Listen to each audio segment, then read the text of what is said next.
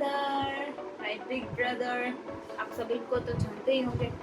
तो आज मैं और भाई आप लोगों के लिए फन वीडियो लेके आए।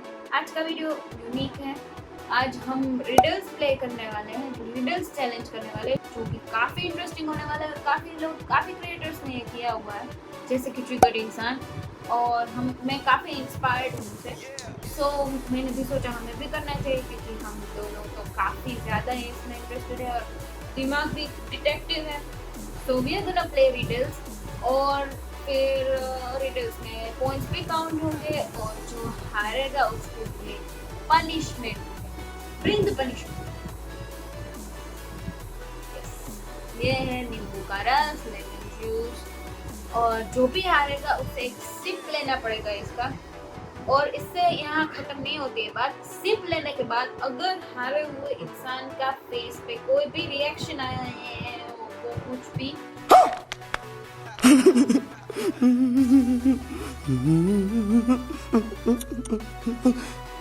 तो उसे दूसरा सिप भी लेना पड़ेगा।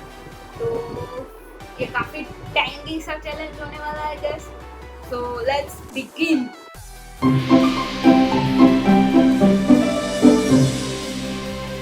तो हम सबसे रिसेंट वाला ही वीडियो चूज करेंगे। इसका टाइटल है कौन सा रास्ता चुनेंगे, विच पाथ विल मेहुल चूज। तो ये वीडियो स्टार्ट करते हैं। सुबह के 4 बज रहे थे और मेहुल आराम से सो रहा था। तभी उसके पास एक कॉल आता है और उसे पता चलता है कि एक लैब के अंदर आग लग गई है और लैब के अंदर एक साइंटिस्ट फंसा हुआ है। मेहुल तुरंत अपनी कार से लैब पहुंच जाता है। लैब तीसरे फ्लोर पे बनी हुई थी और वहाँ पे बहुत जोरों से आग लगी हुई थी। बिल्डिंग के नीचे एक सिक्योरिटी गार्ड खड़ा हुआ था। मेहुल तुरंत उसके पास जाता है। सर, मैंने ही आपको कॉल किया था, मैं इस बिल्डिंग का सिक्योरिटी गार्ड हूँ। अंकल, ये आग कैसे लग गई और आप उस वक्त क्या कर रहे थे? सर, किसी ने मुझे पानी के साथ नींद की गोली खिला दी, इसलिए मैं सो गया था। ये काफी वियर्ड लग रहा है और मुझे लग रहा है काफी मुश्किल होने वाला है। क्या लगता है? बहुत मुश्किल। Let's see. Interesting, very very interesting. इसका मतलब किसी ने जानबूझकर आग लगाई है। अंकल, इस वक्त लैब के अंदर कौन कौन मौजूद है? सर, इस वक्त लैब के अंदर केवल डॉक्टर मनोहर काम कर रहे हैं, लेकिन वो अभी तक बाहर नहीं आए हैं। उनकी जान खतरे में है, इसलिए मैंने आपको कॉल लगाया। मेहुल तुरंत बिल्डिंग के तीसरे फ्लोर पे पहुंच जाता है, लेकिन वो लैब के अंदर नहीं जा पाता क्योंकि आग की लपटें बहुत तेज थी। मेहुल को डॉक्टर मनोहर एकदम बकवास एडिटिंग की हुई है बाय द वे। और क्या आवाजें जोर जोर से आने लगती है। डॉक्टर मनोहर, आप कहाँ पर हैं? मैं आपको बचाने आया हूँ। तभी लैब के अंदर से डॉक्टर मनोहर के चिल्लाने की आवाज आती है। बचाओ बचाओ! मुझे कैसे भी करके लैब के अंदर जाना होगा। डॉक्टर मनोहर की जान खतरे में है। मेहुल को सामने 3 रास्ते दिखाई देते हैं जिससे वो लैब के अंदर जा सकता है। लॉजिकल आदमी क्या बता सकते हैं मेहुल तीनों में से कौन सा रास्ता ले सकता है? सोचिए सोचिए। अब इसका क्या करें? ठीक है, सोचते हैं। तो ए वाले रास्ते में सिर्फ ये दिख रहा है, बीच में थोड़ी सी आग, बी में दोनों साइड आग लगी है, इनफैक्ट तीनों साइड लगी है, और सी में थोड़ी कम लग रही है।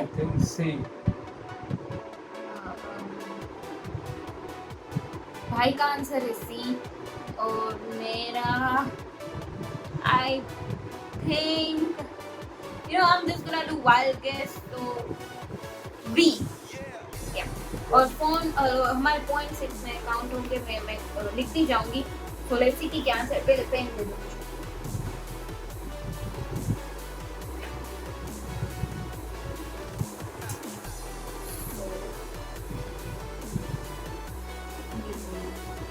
ब्रदर,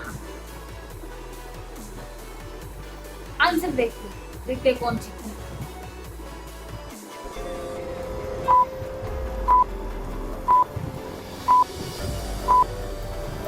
ध्यान से देखिए, पहले वाले दरवाजे पे आग बिल्कुल बीचों बीच चल रही है। मतलब ना तो मेहुल नीचे से जा सकता है और ना ही ऊपर से जा सकता है। दूसरे रास्ते पे आग बहुत ही तेज लग रही है और आग ने पूरे दरवाजे को कवर कर लिया है। लेकिन तीसरे दरवाजे को ध्यान से देखिए, आग केवल ऊपर की तरफ है, मतलब नीचे से जाया जा सकता है। मेहुल के बाजू में एक स्केटबोर्ड पड़ी हुई थी। मेहुल स्केटबोर्ड पे लेट जाता है और तीसरे दरवाजे के नीचे से लैब के अंदर पहुंच जाता है। लेकिन लैब के अंदर भयंकर आग लगी हुई थी। यहाँ तो बहुत भयंकर आग लगी हुई है, अगर मैं अंदर गया तो मेरी भी जान। So the first point 1 point my brother. मैं जीत गया। ये भी ठीक है। खतरे में हो सकती है, लेकिन मुझे कैसे भी करके डॉक्टर को बचाना है। मेहुल लैब के अंदर जाने के लिए कोशिश कर रहा था। तो ये जो रिडल्स है वो कंटिन्यू स्टोरी पे है, ऐसा नहीं कि फर्स्ट एक खत्म हो गया तो दूसरे पे दूसरा रिडल, इट कंटिन्यूस। तो ये काफी कूल चीज है, ध्यान रखना पड़ेगा। कि तभी अचानक लैब के अंदर धमाके होने लगते हैं। आग केमिकल्स तक पहुंच चुकी थी तो धमाके बढ़ जाते हैं। मेहुल तेजी से स्केटबोर्ड चलाता है और लैब के बाहर आ जाता है। लैब के अंदर एक के बाद एक धमाके बढ़ते जा रहे थे। वहाँ फायर ब्रिगेड भी आ जाती है और थोड़ी ही देर में आग बुझा देती है। पता नहीं डॉक्टर मनोहर के साथ क्या हुआ होगा। मेहुल तुरंत लैब के अंदर जाता है, लेकिन सारी लैब जल चुकी थी और डॉक्टर मनोहर की डेथ हो गई थी। मेहुल डॉक्टर मनोहर की डेड बॉडी को अच्छी तरह से चेक करता है, लेकिन उसे कोई सबूत नहीं मिलता। मेरी आंखों के सामने डॉक्टर मनोहर चलकर मर गए, मैं खूनी को बिल्कुल नहीं छोड़ूंगा। थोड़ी देर बाद उस बिल्डिंग का मैनेजर वहाँ आ जाता है। मैनेजर, मुझे सच बताओ, डॉक्टर मनोहर को किसने मारा है? सर मुझे नहीं पता सर, केवल गिने चुने लोगों को ही पता था कि डॉक्टर मनोहर सुबह सुबह लैब के अंदर आते हैं। तो तुम मैनेजर किस काम का? अगर कुछ पता ही नहीं तो these riddles are very वैसे मैनेजर ऐसे होते हैं, उसको खुद पता नहीं, हर जगह ऐसे वेरी वेरी रिच। इसका मतलब खूनी को पता था कि डॉक्टर मनोहर सुबह के 4 बजे लैब के अंदर अपना काम कर रहे होंगे, इसलिए उसने लैब में आग लगा दी। मेहुल सीसीटीवी फुटेजेस चेक करता है। आग लगने के बाद कैमरा जल चुका था, इसलिए उसके बाद के फुटेजेस अवेलेबल नहीं थे। लेकिन ठीक 4 बजे जब मनोहर लैब के अंदर आए थे, उसका एक सीसीटीवी फुटेज मेहुल को मिल जाता है। इसके बाद मेहुल कल के फुटेजेस चेक करता है तो वहाँ मेहुल को एक क्लू मिल जाता है। मुश्किल आदमी, क्या आप इन दोनों फुटेजेस को देख के बता सकते हैं मेहुल को क्या क्लू मिल गया? सोचिए सोचिए। the clue। अब इसका क्या करें? आई गेस ये जो फायर एक्सटिंग्विशर है यहाँ पे है, यहाँ पे नहीं है, तो मुझे लगता है कि वही क्लू है कि वही उसने वहाँ से एक्सटिंग्विशर हटा हटा दिया। कल था, आज नहीं है। That if that right, that point goes to me। मैंने पहले बोला था। I hate this one। दोनों फुटेजेस को ध्यान से देखिए। कल रात तक लैब के अंदर दीवार पर एंटी फायर वाला सिलेंडर रखा हुआ था, लेकिन आज सुबह 4 बजे वाले फुटेज में वो नहीं है। इसका मतलब खूनी ने जानबूझकर सिलेंडर हटा दिया। So clearly that point goes to me। अब हम इक्वल है ब्रदर। तो कंटिन्यू करते हैं वीडियो। ताकि डॉक्टर मनोहर किसी भी तरह आग पर काबू न पा सके। लेकिन डॉक्टर मनोहर ने आग लगने के बाद भागने की कोशिश क्यों नहीं की? वो लैब के अंदर ही क्यों फंस गए? अपने सवालों का जवाब जानने के लिए मेहुल लैब के अंदर तलाशी लेने लगता है। काफी देर तक छानबीन करने के बाद मेहुल समझ जाता है कि आग लगने के बाद डॉक्टर मनोहर लैब से बाहर क्यों नहीं भागा था। लॉजिकल आदमी, क्या आप ध्यान से सारी चीजों को ऑब्जर्व करके ये बता सकते हैं? सोचिए सोचिए। यहाँ पे वो जो है वो लगे हुए हैं, आई गेस। इसको बांधा हुआ है। यस। शायद से बांधा हुआ है, हथकड़ी से बांधा हुआ है। हाँ। अगर हथकड़ी निकली तो ये पॉइंट मेरा, ठीक है? No, that point goes to both of us. Equal हो जाएगा ना?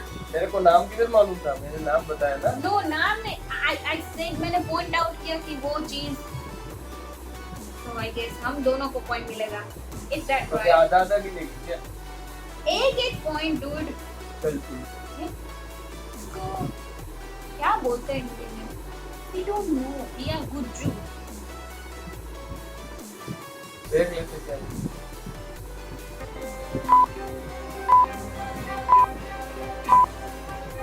ध्यान से देखिए, टेबल के नीचे लोहे की जंजीर और एक ताला पड़ा हुआ है। इसका मतलब खूनी ने doctor So that point goes to both of us। तो अब हम इक्वल हैं, दो पॉइंट्स। मनोहर का हाथ लॉक कर दिया होगा, इसलिए वो लैब से भाग नहीं पाए। और जब उनकी बॉडी पूरी तरह से जल गई तो लोहे की जंजीर अपने आप बॉडी से अलग हो गई। मेहुल डॉक्टर मनोहर की डेड बॉडी लेकर बिल्डिंग से बाहर आ जाता है और वहाँ के सिक्योरिटी गार्ड और मैनेजर से कहता है, जब तक केस की छानबीन पूरी नहीं हो जाती बिल्डिंग के अंदर कोई नहीं जाएगा और तुम लोग सब यहीं पे रहोगे। इसके बाद मेहुल मनोहर की डेड बॉडी लेकर संजना की लैब में पहुंच जाता है। सुबह के 6 बज चुके थे। सिक्योरिटी के लिए दरवाजा एक पासवर्ड से लॉक था। इन चारों बटन पे मुझे बताओ कौन सी बटन ऑड वन आउट है? ध्यान से सोचना लॉजिकल आदमी। कौन से बटन पर? odd one out. White car. Obviously. एक मिनट।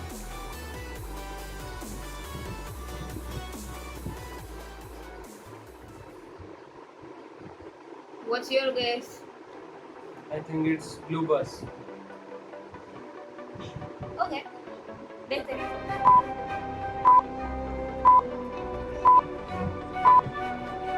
कार को छोड़कर बाकी तीनों ब्लू कलर के हैं, लेकिन कार व्हाइट कलर की है। मेहुल You know, कभी घमंड नहीं किया, but I'm very smart.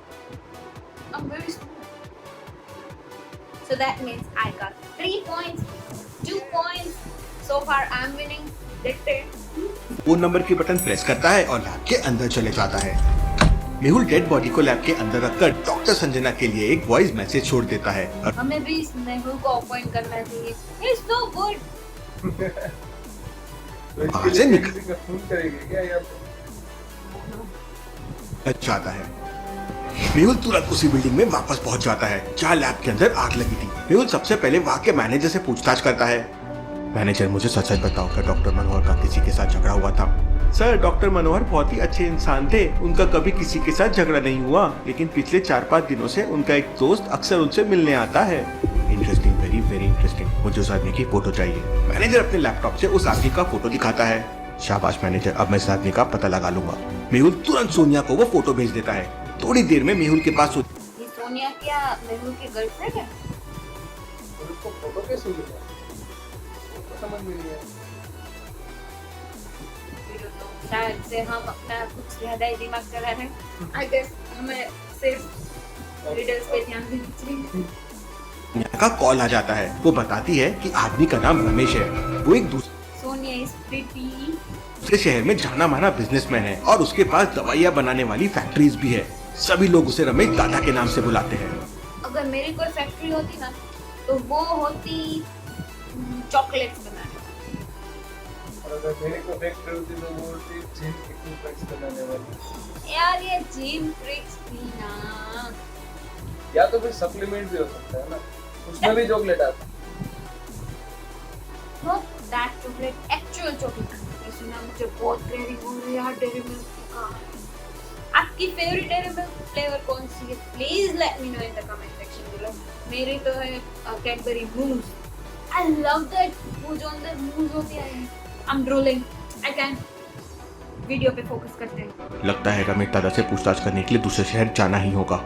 Mehul तुरंत अपनी कार से शहर के लिए निकल पड़ता है। मेहुल के शहर से रमेश दादा के शहर तक जाने के लिए 3 रास्ते थे। पहला रास्ता मेन हाईवे से होकर जाता है, लेकिन रास्ता काफी लंबा है।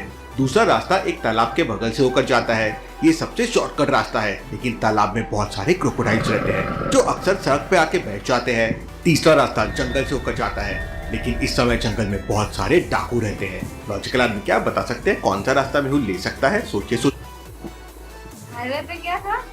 लंबा रास्ता है, आई तालाब में क्रोकोडाइल और जंगल में डाकू। I think he's gonna choose the highway. So my answer is highway. My guess is jungle. Okay. I think वो जंगल से जाएगा। Highway, jungle. Let's see. We are at 3 points and I get 2 points. So let's just see the answer.